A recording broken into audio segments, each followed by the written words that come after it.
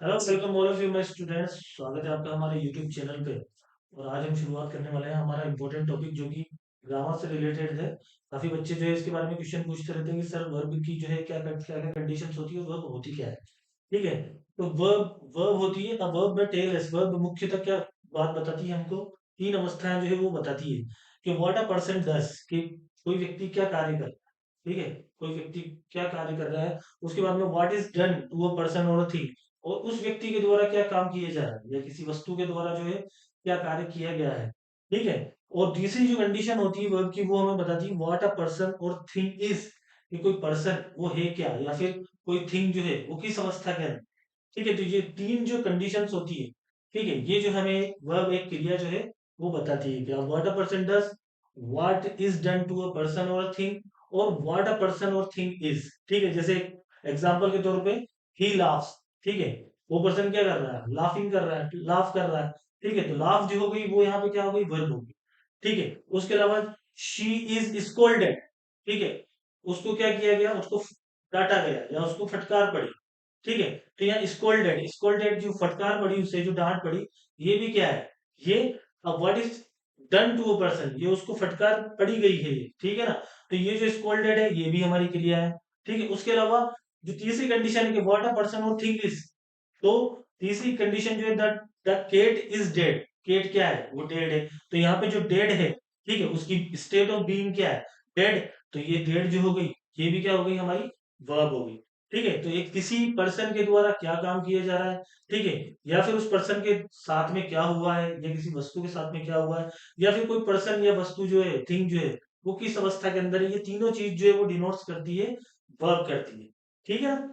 तो अब इसके अलावा जो इसमें इंपॉर्टेंट चीज जो समझने की है कि वर्ब जो है वो दो प्रकार के फॉर्मेट में होती है, एक होती है ट्रांजिटिव वर्ब और एक होती है इंट्रांजिटिव। ट्रांजिटिव और इंट्रांजिटिव, इसमें जो है बच्चे जो है अधिकतर जो है वो कंफ्यूज होते हैं कि सर ट्रांजिटिव वर्ब क्या होती है और इंट्रांजिटिव वर्ब क्या होती है। तो ट्रांजिटिव वर्ब जो होती है वो होती है, transitive verb denote an action which passes over from the doer और सब्जेक्ट टू एन ऑब्जेक्ट। ठीक है। कोई एक्शन जो कि डूअर या सब्जेक्ट, ठीक है, उसके द्वारा कोई एक्शन किया गया, ठीक है, और वो एक्शन जो है वो ऑब्जेक्ट तक पहुंचा। ठीक है। सब्जेक्ट के द्वारा कोई एक्शन किया गया और वो जो एक्शन है वो कहां तक पहुंचा, ऑब्जेक्ट को उसने अफेक्ट किया जा करके। ठीक है ना। तो अगर ऐसी कोई वर्ब है, ठीक है, जिसमें कि पर्सन के द्वारा या किसी थिंग के द्वारा कोई ऐसा एक्शन किया जा रहा है जो कि पास ओवर होकर के और किसको अफेक्ट कर रहा है, सब्जेक्ट को अफेक्ट कर रहा है, यानी सब्जेक्ट तक उसका जो है प्रभाव पहुंच रहा है। ठीक है। तो ऐसी जो वर्ब होगी वो क्या कहलाएगी, ट्रांजिटिव वर्ब। ठीक है। उसके अलावा इंट्रांजिटिव वर्ब ऐसी वर्ब होगी, a verb that denotes an action which does not pass over to an object और which expresses a state of being.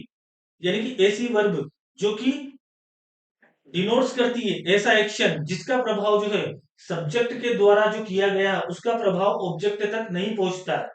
ठीक है। ऑब्जेक्ट पर उसका प्रभाव जो है वो नहीं पड़ता है। ठीक है। और ये जो है ये सिर्फ कौन सी एक्सप्रेस करती है, स्टेट, या तो कोई स्टेट को प्रस्तुत करेगी ये, या फिर कोई बीइंग यानी कि किसी अवस्था में किसी चीज का होना। ठीक है। या फिर किस अवस्था के अंदर वो वस्तु या वो व्यक्ति है। ठीक है। इसको जो डिनोट है वो कौन सी वर्ब करती है, इंट्रांजिटिव वर्ब। ठीक है। तो समझ में आ गया, ट्रांजिटिव वर्ब में सब्जेक्ट या डूअर जो है उसका जो है अफेक्शन, वो जो एक्शन कर रहा है उसका प्रभाव कहां तक पड़ेगा, सब्जेक्ट तक पड़ेगा या ऑब्जेक्ट तक पड़ेगा। ठीक है ना। और इंट्रांजिटिव वर्ब के अंदर, इंट्रांजिटिव वर्ब में उसका जो प्रभाव है, उस एक्शन वर्ब का जो प्रभाव है वो जो है सब्जेक्ट के द्वारा वो ऑब्जेक्ट तक पहुंचेगा ही नहीं। ठीक है। जैसे एग्जांपल के तौर पे हम इसको देख लेते हैं। जैसे एग्जांपल है, ठीक है, the boy kicks the football. ठीक है।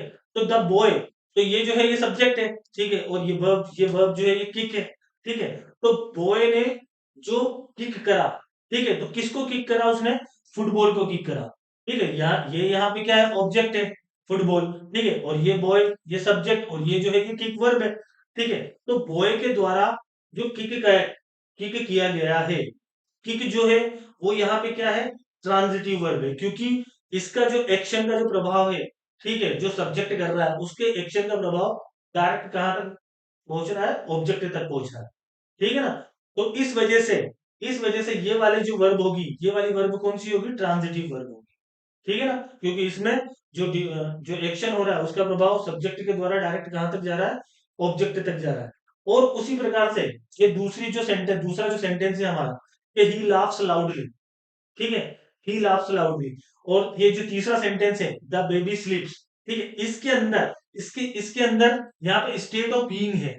ठीक है, ये स्टेट है कि बेबी जो है वो कौन सी अवस्था में, स्लीपिंग वाली अवस्था में। ठीक है, तो ये जो हो गई, ये कौन सी हो गई, इंट्रांजिटिव वर्ब। फुल डायरेक्टली मिला के देखा जाए तो इसके पीछे क्या, ऑब्जेक्ट नहीं। ठीक है, इसके पीछे ऑब्जेक्ट नहीं है। अगर इसे समझ में नहीं आ रहा तो इसे ध्यान में रख लीजिए कि जो वर्ब है अगर उसके पीछे ऑब्जेक्ट नहीं होगा तो वो क्या होगी, इंट्रांजिटिव वर्ब होगी। ठीक है ना। इसी तरीके से यहाँ पे ही लाफ्स लाउडली। ठीक है, तो ये लाउडली लाउडली जो है ये क्या है, ये एडवर्ब है। ठीक है, वो कैसे हंसता है, वो जोर से हंस रहा है। ठीक है, तो ये जो है ये क्या है, ये बीइंग वाली कंडीशन है। ठीक है, तो यहाँ पे जो एक्शन है, ये जो लाफ, इसका जो प्रभाव है, ये ऑब्जेक्ट तक पहुंच ही नहीं रहा क्योंकि यहाँ पे ऑब्जेक्ट है ही नहीं। ठीक है ना। और यहाँ पे भी जो स्लीप है, ठीक है, ये जो है ये अपने आप में बीइंग वाली स्टेट है। तो इसका भी प्रभाव जो है वो ऑब्जेक्ट तक पहुंच ही नहीं रहा क्योंकि इसके अंदर ऑब्जेक्ट दिया ही नहीं गया है। तो कुल मिला के बात ये है कि अगर पीछे जो है ऑब्जेक्ट होगा, कुल मिला के बात ये है कि अगर पीछे ऑब्जेक्ट होगा तो ऐसी वर्ब जो है वो क्या होगी, ट्रांजिटिव वर्ब होगी। और अगर ऑब्जेक्ट नहीं दिया गया है, ठीक है, तो ऑब्जेक्ट नहीं दिया गया है तो वो वर्ब कौन सी होगी, इनट्रांजिटिव वर्ब होगी। ठीक है ना। अब उसके अलावा आप एक बात और ये भी नोट कर लीजिए, ठीक है, कि कुछ वर्ब्स ऐसी होती हैं जो कि टू ऑब्जेक्ट्स को लिए हुए होती हैं। ठीक है, जो जैसे अपन डायरेक्ट इनडायरेक्ट बनाते हैं तो उसके अंदर जो है जो डबल ऑब्जेक्ट्स वाले जो सेंटेंस आते हैं, ठीक है, तो उनमें जो वर्ब्स होती है, उनमें कौन कौन सी वर्ब जो होती है वो टू ऑब्जेक्ट्स को लेती है। ठीक है, बहुत सारी वर्ब जो ट्रांजिटिव वर्ब होती है वो तो सिंगल ऑब्जेक्ट वाली होती है, लेकिन कुछ ऐसी वर्ब होती है जो कि डबल ऑब्जेक्ट को भी इंडिकेट करती है। तो ऐसी वर्ब्स कौन कौन सी होगी, गिव, ठीक है, उसके बाद आस्क, ठीक है, उसके बाद ऑफर, ठीक है, प्रॉमिस, टेल। ये जो वर्ब है एक बार देख लीजिए, give, ask, offer, promise, tell. ये वर्ब जो होती है ये जो है ये डबल ऑब्जेक्ट टू ऑब्जेक्ट्स को लिए हुए होती है। ठीक है, बहुत सारी तो वर्ब जो होती है जनरली जो नॉर्मल केस है उसके अंदर ट्रांजिटिव सिंगल सब्जेक्ट की होती है, लेकिन ये जो ट्रांजिटिव वर्ब है ये डबल ऑब्जेक्ट को लिए हुई होती है, give, ask, offer, promise, tell. ठीक है, और उसके अलावा कुछ वर्ब्स ऐसी होती हैं, ठीक है, जैसे कम, गो, फॉल, डाई, स्लीप, लाई। ठीक है, ये जो वर्ब है इनका जो है कभी भी ट्रांजिटिवली यूज इनका नहीं किया जाता है। इनका ट्रांजिटिव वर्ब के अंदर यूज होता ही नहीं है। ये बात आप निश्चित रूप से नोट करके रखें कि कम, गो, फॉल, डाई, स्लीप और लाई। ठीक है, ये जो वर्ब है ये ट्रांजिटिव रूप में इनका कभी जो है वो उपयोग होता नहीं।